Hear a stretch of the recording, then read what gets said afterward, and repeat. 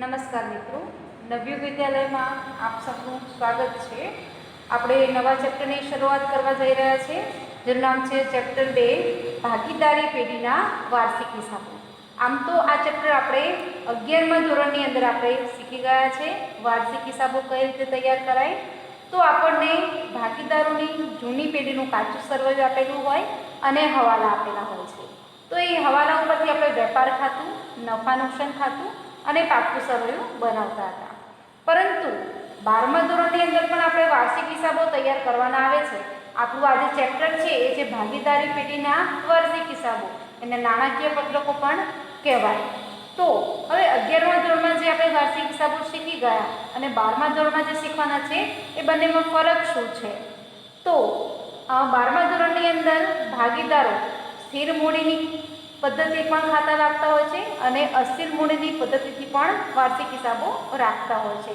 તો એવા સંજોગોમાં 11મા ધોરણમાં આપણે જે ખાતા બનાવતા હતા, વેપાર ખાતું, નફા નુકસાન ખાતું અને પાકું સરવૈયું, તો એ સિવાય બીજા વધારાના ખાતા આપણે 12મા ધોરણમાં બનાવવાના છે। જો ભાગીદારો અસ્થિર મૂડી ખાતાની એટલે કે હંગામી મૂડી ખાતાની પદ્ધતિ રાખતા હોય તો વેપાર ખાતું, નફા નુકસાન ખાતું અને વધારાના ખાતામાં નફા નુકસાન ફાળવણી ખાતું અને ભાગીદારોના મૂડી ખાતા તૈયાર કરવાના છે અને ત્યાર પછી ભાગીદારોનું પાકું સરવૈયું બનાવવાનું છે। એ જ રીતે જો ભાગીદારો સ્થિર મૂડી ખાતાની પદ્ધતિ રાખતા હોય તો વેપાર ખાતું, નફા નુકસાન ખાતું, નફા નુકસાન ફાળવણી ખાતું, ભાગીદારોના મૂડી ખાતા અને ભાગીદારોના ચાલુ ખાતા એમ 3 બીજા વધારાના ખાતા અને પછી છેલ્લે પાકું સરવૈયું બનાવવામાં આવે છે। બરાબર છે?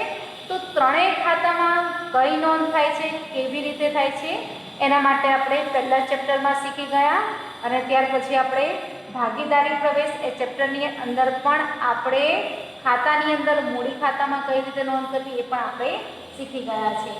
તેમ છતાં આપણે ચેપ્ટરની શરૂઆત કરતા પહેલા થોડું પુનરાવર્તન કરી લઈએ। આમ તો 11મા ધોરણમાં આપણે શીખીને આવ્યા છીએ, પણ છતાં થોડી એકવાર ફરીથી બધી વસ્તુ આપણે એકવાર યાદ કરી લઈએ કે કઈ વસ્તુ આપણે કઈ બાજુ પર કયા ખાતામાં લખીએ છીએ। બરાબર છે?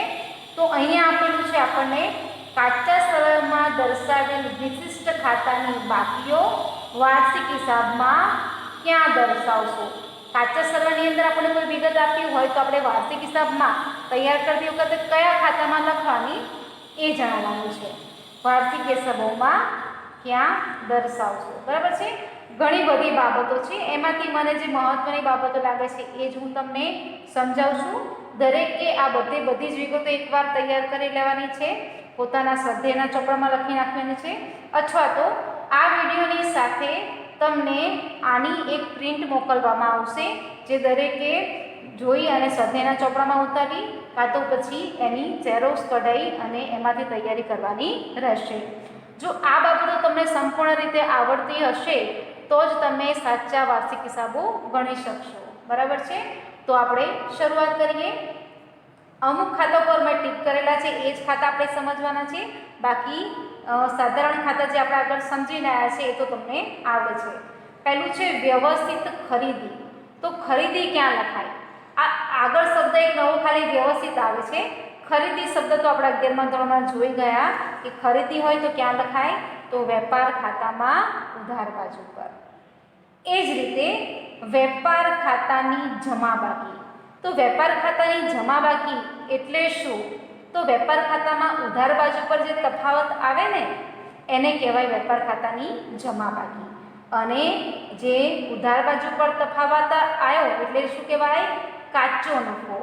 તો કાચો નફો આપણને દાખલામાં આપી દીધેલો હોય તો આપણે વેપાર ખાતું બનાવવાની જરૂર પડતી નથી। એ કાચો નફો આપણે શું કરીશું?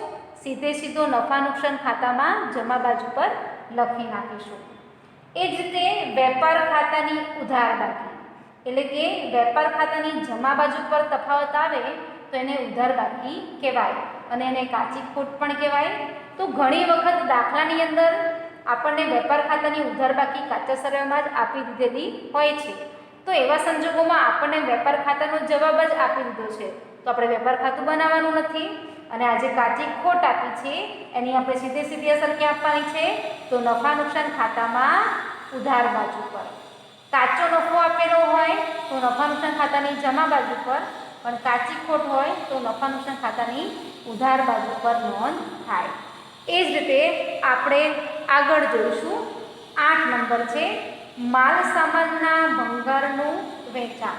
હવે આપણી પાસે કોઈ માલ સામાન પડ્યો તો એનો ભંગાર પડ્યો છે અને એ જો આપણે વેચીએ અને એ વેચાણમાંથી આપણને પૈસા મળે ને, તો એ ભંગારના વેચાણમાંથી જે પૈસા મળે એ આપણા માટે આવક કહેવાય. તો એની નોંધ ક્યાં થાય? તો નફા નુકસાન ખાતાની જમા બાજુ પર. ત્યાર પછી છે સ્ટેશનરીનો શરૂનો સ્ટોક. તો સ્ટેશનરીનો શરૂનો સ્ટોક ક્યાં લખાય? તો નફા નુકસાન ખાતામાં આપણે ઉધાર બાજુ પર સ્ટેશનરીનો શરૂનો સ્ટોક લખવાનો રહેશે. કારણ કે સ્ટેશનરી પાછળ કેટલો ખર્ચ થયો એ આપણે શોધવો હોય તો સ્ટેશનરીનો શરૂનો સ્ટોક લખવો પડે અને એમાંથી એનો આખરનો સ્ટોક બાદ કરવો પડે, તો આપણને ખબર પડે કે સ્ટેશનરી ખર્ચ કેટલો છે. તો સ્ટેશનરીનો શરૂનો સ્ટોક હોય તો નફા નુકસાન ખાતામાં ઉધાર બાજુ પર આવશે. પણ સ્ટેશનરીનો આખરનો સ્ટોક જો આપેલો હોય તો એ ક્યાં લખવાનો છે? તો એ આપણે પાક્કા સરવાળામાં મિલકત લેણા બાજુ પર લખવાનો છે. બરાબર? શરૂનો સ્ટોક હોય તો નફા નુકસાન ખાતામાં અને સ્ટેશનરી જો આખરનો સ્ટોક કાચા સરવાળામાં આપેલો હોય તો લખવાનું આપણે પાક્કા સરવાળામાં મિલકત લેણા બાજુ પર. બરાબર છે? ત્યાર પછી આપણે જોઈશું 17મું છે પ્રોવિડન્ટ ફંડમાં ફાળો. તો પ્રોવિડન્ટ ફંડમાં ફાળો ક્યાં લખાય? તો આપણે તમને 11મા ધોરણમાં શીખવાડ્યું કે પ્રોવિડન્ટ ફંડમાં ફાળો, પ્રોવિડન્ટ ફંડના રોકાણો, પ્રોવિડન્ટ ફંડના રોકાણોનું વ્યાજ. આ ત્રણેય વસ્તુ હોય તો કઈ વસ્તુ કઈ જગ્યાએ લખવી એ આપણને ખબર પડવી જોઈએ. તો પ્રોવિડન્ટ ફંડમાં ફાળો તો એ પેઢી માટે ખર્ચ કહેવાય. કારણ કે જે પ્રોવિડન્ટ ફંડ હોય છે કર્મચારીનો એમાં પેઢીએ ફાળો આપવાનો હોય છે, તો પેઢી માટે ખર્ચ છે, માટે નફા નુકસાન ખાતાની ઉધાર બાજુ પર લખાય. ત્યાર પછી છે પ્રોવિડન્ટ ફંડના રોકાણો. તો રોકાણો છે તો રોકાણો આપણે ક્યાં લખીએ છીએ? તો પાક્કા સરવાળાની મિલકત લેણા બાજુ. તો પાક્કા સરવાળામાં રોકાણો છે તો પાક્કા સરવાળામાં મિલકત લેણા બાજુ પર લખાશે. અને ત્યાર પછી છે પ્રોવિડન્ટ ફંડના રોકાણોનું વ્યાજ. એ ક્યાં લખાય? તો જો આપણે ખાલી પ્રોવિડન્ટ ફંડ આપેલો હોય, 16મું છે પ્રોવિડન્ટ ફંડ આપેલો હોય. પ્રોવિડન્ટ ફંડ એટલે કે નિવૃત્તિ ફંડ. કર્મચારી જ્યારે નિવૃત્ત થાય ત્યારે એને આ ફંડમાંથી રકમ આપવામાં આવે છે, તો પેઢી માટે એક પ્રકારનું દેવું કહેવાય. માટે પ્રોવિડન્ટ ફંડની રકમ એ પાકા સરવાળામાં મૂડી દેવા બાજુ પર લખાય છે. અને હવે આ પ્રોવિડન્ટ ફંડના રોકાણોના વ્યાજનું શું કરવાનું છે? તો પ્રોવિડન્ટ ફંડના રોકાણોનું વ્યાજ એ પ્રોવિડન્ટ ફંડમાં ઉમેરવાનું રહેશે. તો ક્યાં લખાય? તો પાકા સરવાળામાં મૂડી દેવા બાજુ પર પ્રોવિડન્ટ ફંડમાં ઉમેરીને દર્શાવવાનું છે. બરાબર છે? ત્યાર પછી છે જાહેર થાપણો. જાહેર થાપણો એટલે શું? તો જ્યારે પેઢીને નાણાંની જરૂર હોય ત્યારે એ જાહેર જનતા પાસેથી નાણાં ઉઘરાવે છે, એને કહેવાય જાહેર થાપણો. તો જાહેર જનતા પાસેથી પૈસા લીધેલા છે અને ભવિષ્યમાં એ નાણાં પરત કરવાના છે, તો અત્યારે પેઢી માટે શું કહેવાય છે? દેવું કહેવાય છે. માટે પાકા સરવાળામાં મૂડી દેવા બાજુ પર એ દર્શાવાય છે. ત્યાર પછી આગળ જોઈએ આપણે 27 નંબર ઉપલબ્ધ ખાતાની ઉધાર બાકી. હવે તમને કાચા સરવાળાની અંદર ઉપલબ્ધ ખાતાની બાકી આપેલી છે અને એ જો તમને ઉધાર બાકી આપેલી હોય તો એ પાકા સરવાળામાં ઉધાર બાજુ પર લખાય, એટલે કે મિલકત લેણા બાજુ પર. એ જ રીતે જો તમને કાચા સરવાળામાં ઉપલબ્ધ ખાતાની જમા બાકી હોય તો પાકા સરવાળાની જમા બાજુ પર, એટલે કે મૂડી દેવા બાજુ પર લખાય. આગળ જોઈએ આપણે. ત્યાર પછી છે બેંક પ્રત્યેનું લેણું. બેંક પ્રત્યેનું લેણું એટલે કે બેંક પાસેથી આપણે પૈસા લેવાના છે, એનો મતલબ કે આપણા ખાતામાં પૈસા પડ્યા છે, તો એને શું કહેવાય? બેંક શિલ્લક કહેવાય. અને બેંક શિલ્લક આપણે ક્યાં લખીએ છીએ? તો પાક્કા સરવાળામાં મિલકત લેણા બાજુ. જો અત્યાર સુધી 11મા ધોરણમાં આપણને બેંક શિલ્લક કે રોકડ શિલ્લક એવા શબ્દનો જ ઉપયોગ કરીને કાચા સરવાળામાં લખેલું હતું, પણ હવે 12મા ધોરણની અંદર કદાચ શબ્દ બદલીને બેંક પ્રત્યેનું લેણું એવું લખે તો તો આપણે સમજી લેવું પડે કે એ બેંક શિલ્લક છે. એ જ રીતે બેંક પ્રત્યેનું દેવું. તો બેંક પ્રત્યેનું દેવું એટલે શું કહેવાય? Bank overdraft. આપણા ખાતામાં જે નાણાં હોય એના કરતાં વધુ નાણાં આપણે બેંક પાસેથી ઉછીના લઈએ તો એને કહેવાય બેંક ઓવરડ્રાફ્ટ. અને પેઢી માટે દેવું છે માટે ક્યાં લખાય? તો પાક્કા સરવૈયામાં મૂડી દેવા બાજુ પર લખાય. એ જ રીતે છે કિસાન વિકાસ પત્ર, રાષ્ટ્રીય બચત પત્રો, પોસ્ટ ઓફિસમાં બચત ખાતું. તો આ દરેક વસ્તુ શું છે? તો આ દરેકની અંદર પેઢી પોતે નાણાં રોકતી હોય છે. તો એક પ્રકારનું આ રોકાણ છે માટે ક્યાં લખાય છે? તો પાક્કા સરવૈયામાં મિલકત લેણા બાજુ. તો જે મહત્વની બાબતો મને લાગે છે મેં તમને સમજાઈ છે. એ સિવાયની બાબતો પણ મહત્વની છે, પણ 11મા ધોરણમાં આપણે ક્યાંક ને ક્યાંક શીખી ગયા છે. માટે દરેકે આ જે બાબતો છે બધી જ બાબતો એકવાર વ્યવસ્થિત રીતે તૈયાર કરી અને સમજી લેવાની છે. મેં તમને અગાઉ કીધું એ પ્રમાણે કે વિડીયોની સાથે તમને આની પ્રિન્ટઆઉટ પણ મોકલવામાં આવશે, જેની દરેકે ઝેરોક્ષ કરી લેવાની છે. આ તો પછી સ્વાધ્યાયના ચોપડામાં લખી લેવાનું છે. આગળ જોઈશું આપણે. હવે આગળ લખેલું છે કાચા સરવૈયામાં સંયુક્ત બાકી આપેલી હોય જ્યારે કાચા સરવૈયામાં સંયુક્ત બાકી આપેલી હોય ત્યારે કયા ખાતાની કઈ બાકી હોય તે દર્શાવતું પત્રક. જો આ પત્રક પણ તમે જો તૈયાર કરી રાખો ને તો તમને ખાતું જોઈને ખબર પડી જાય કે આ ખાતાની ઉધાર બાકી હોય કે જમા બાકી હોય. ચલો પહેલા છે એમાં મૂડી અને ઉપાડ. તો આપણને સૌને ખબર છે કે મૂડીની હંમેશા જમા બાકી હોય અને ઉપાડની હંમેશા ઉધાર બાકી હોય. તો ઉધાર બાકીમાં ઉપાડ લખ્યું છે અને જમા બાકીમાં મૂડી. તો એ જ રીતે અહીંયા બે ખાતા આપેલા છે, એમાંથી એક ખાતાની ઉધાર બાકી હોય છે અને એક ખાતાની જમા બાકી હોય છે. તો જેની જમા બાકી છે જમા ખાનામાં લખવાનું છે અને ઉધાર બાકી છે એ ઉધાર ખાનામાં લખેલું છે. તો દરેક જણાએ એકવાર આનો પણ અભ્યાસ કરી લેવાનો છે. મને મહત્વનું લાગે છે એ જ હું તમને અત્યારે સમજાવું છું. બાકી તમારે દરેક વિગત વ્યવસ્થિત રીતે શાંતિથી એકવાર વાંચી લેવાની છે. ત્યાર પછી છે માલ પરત. તો બે પ્રકારના માલ પરત હોય છે, એક ખરીદ પરત અને બીજું વેચાણ પરત. તો વેચાણ પરતની શું હોય છે? હંમેશા ઉધાર બાકી હોય અને ખરીદ પરતની શું હોય? જમા બાકી. કેમ? તો આપણને ખબર છે કે ખરીદીની ઉધાર બાકી હોય તો ખરીદ પરતની જમા બાકી, અને વેચાણની જમા બાકી છે તો વેચાણ પરતની શું કહેવાય? ઉધાર બાકી કહેવાય. એ જ રીતે આગળ જોઈએ ઘાલખાદ અને શકમંદ લેણા અનામત. તો ઘાલખાદ એ નુકસાન છે તો ઘાલખાદની શું હોય? હંમેશા ઉધાર બાકી હોય. અને શકમંદ લેણા અનામત, શકમંદ લેણા અનામત એટલે કે ઘાલખાદ અનામત, બરાબર, એની શું હોય? હંમેશા જમા બાકી હોય છે. આગળ જોઈશું આપણે પ્રોવિડન્ટ ફંડ અને પ્રોવિડન્ટ ફંડમાં ફાળો. એ આપણે તમને હમણાં સમજાવ્યું કે પ્રોવિડન્ટ ફંડ હોય તો મૂડી દેવા બાજુ લખાય છે માટે પ્રોવિડન્ટ ફંડની કઈ બાકી હોય? જમા બાકી.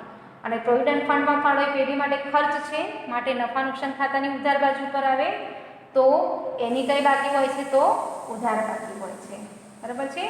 ત્યાર પછી વ્યાજ અને ડિવિડન્ડ. વ્યાજ અને ડિવિડન્ડ હોય તો વ્યાજ એ પેઢી માટે ખર્ચ કહેવાય.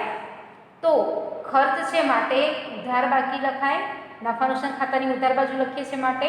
અને ડિવિડન્ડ, તો ડિવિડન્ડ એ પેઢી માટે હંમેશા આવક જ કહેવાય અને આવક હોવાથી એની કઈ બાકી હોય?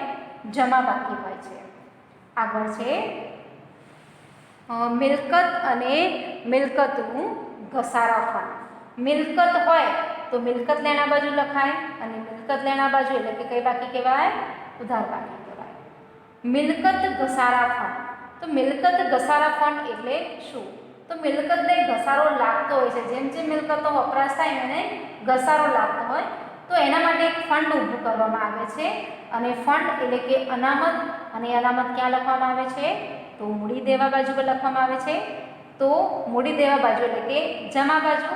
તો મિલકત ઘસારાનું ફંડ એની કઈ બાકી હોય? જમા બાકી હોય.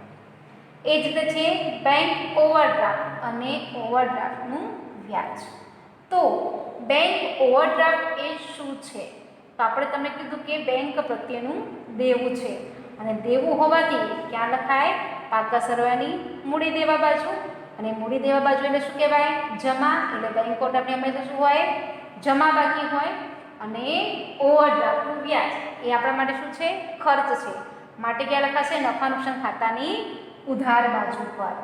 તો એની શું હોય? ઉધાર બાજુ હોય. બરાબર છે? તો અહીંયા દરેકમાં બે બે ખાતા આપેલા છે સંયુક્ત રીતે. તો એમાંથી એક ખાતાની ઉધાર બાકી થાય અને એક ખાતાની જમા બાકી થાય. એ અહીંયા દર્શાવેલું છે. તો આ પત્રક પણ દરેકે તૈયાર કરવાનું છે. અને એ જ રીતે ત્રીજું એક પત્રક છે એ વાર્ષિક હિસાબોની શરૂઆત કરતાં પહેલાં તૈયાર કરવું ખૂબ જરૂરી છે. એ છે વિવિધ હવાલાની હવાલા નોંધ અને તેની હિસાબી અસરો. બરાબર છે? હવાલા નોંધ પૂછાય તો કઈ રીતે એની હવાલા નોંધ લખવી, અને વાર્ષિક હિસાબમાં અસર આપવાની હોય તો કયા બે ખાતામાં એની અસર થશે એ પણ અહીંયા દર્શાવેલું છે. તો આપણે જરૂર છે એટલા હું તમને સમજાવું છું. બાકીના તમે એકવાર ઘરે વ્યવસ્થિત રીતે વાંચીને તૈયાર કરી લેજો. તો સૌથી પહેલાં જોઈએ આપણે આખર માલનો સ્ટોક. તો હવે તમને આની હવાલા નોંધ લખવાની કે તો શું લખાય? તો હવાલા નોંધ આ રીતે લખાય કે આખર સ્ટોક ખાતે ઉધાર તે વેપાર ખાતે જમા. બરાબર છે? નોંધ ક્યાં થશે? વાર્ષિક હિસાબમાં હવાલા તરીકે હોય તો એક અસર થાય વેપાર ખાતાની જમા બાજુ અને બીજી અસર આવશે પાકા સરવાળામાં મિલકત લેણા બાજુ. બરાબર છે? એ જ રીતે આપણે જોઈશું આગળ 5 નંબર અગાઉથી મળેલ આવક. તો અગાઉથી મળેલ આવક એની હવાલા નોંધ શું થાય? તો આવક ખાતે ઉધાર તે અગાઉથી મળેલ આવક ખાતે જમા. બરાબર છે? હવે એની નોંધ ક્યાં કરવામાં આવે છે? તો એને આપણે નોંધ કરવી હોય વાર્ષિક હિસાબોની અંદર. તો હવે એની હવાલા નોંધ કઈ રીતે થાય? અગાઉથી મળેલ આવકની નોંધ ક્યાં થશે?